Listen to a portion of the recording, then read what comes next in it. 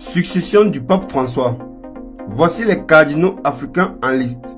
Salut les amis et bienvenue sur notre chaîne Information Univers. Aujourd'hui, on doit vous parler de la succession au Vatican et vous dévoiler les cardinaux africains présents dans la liste des candidats à la papauté. Alors, si vous êtes prêts, on commence. Le décès du pape François, survenu le 21 avril 2025, a ouvert la période de transition au sein de l'Église catholique. Alors que les cardinaux du monde entier se préparent à converger vers Rome ce samedi pour les obstacles pontificaux et l'ouverture du conclave, une possibilité historique se dessine. L'élection d'un premier pape africain. 3 cardinaux du continent figurent parmi les favoris potentiels selon plusieurs observateurs du Vatican. Les 135 cardinaux électeurs, ceux âgés d'au moins de 80 ans, entreront en conclave entre le 5 et le 10 mai pour désigner le 267e souverain pontife de l'histoire. Cette élection intervient dans un contexte particulier pour l'Église catholique, confrontée à de nombreux défis, scandales d'abus sexuels, crise de vocation, questions de société clivantes et tensions entre progressistes et conservateurs. Parmi les 15 papabili, candidats potentiels au siège papal, identifiés par les vaticanistes, 3 cardinaux africains se démarquent particulièrement. Le Ghanéen Peter Turkson, le Congolais Fridolin Ambongo et le Guinéen Robert Sarah. Peter Turkson, le polyglotte ghanéen. À 76 ans, le cardinal Peter Turkson est considéré depuis plusieurs années comme l'un des candidats africains les plus sérieux à la papauté. Issu d'une famille modeste de 10 enfants, ce polyglotte parlant 6 langues a occupé des postes clés au Vatican, notamment à la tête du dicaster pour le service du développement humain intégral. Réputé pour son respect au Vatican, ses positions équilibrées, Turkson possède une solide expérience en matière de justice sociale et environnementale.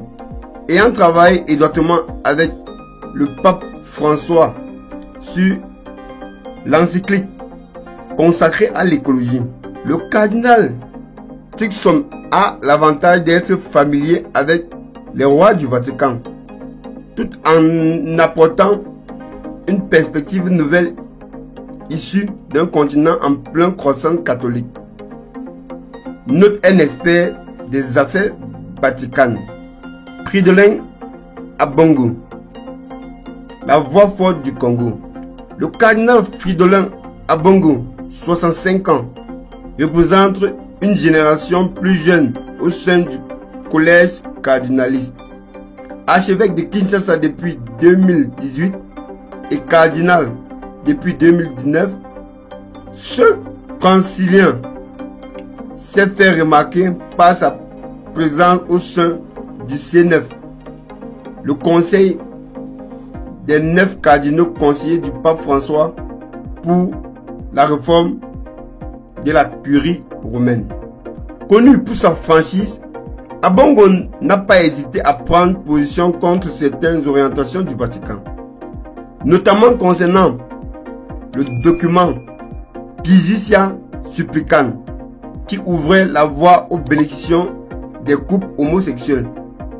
Cette indépendance d'esprit lui vaut le respect de nombreux cardinaux, même parmi ceux qui ne partagent pas ses vues.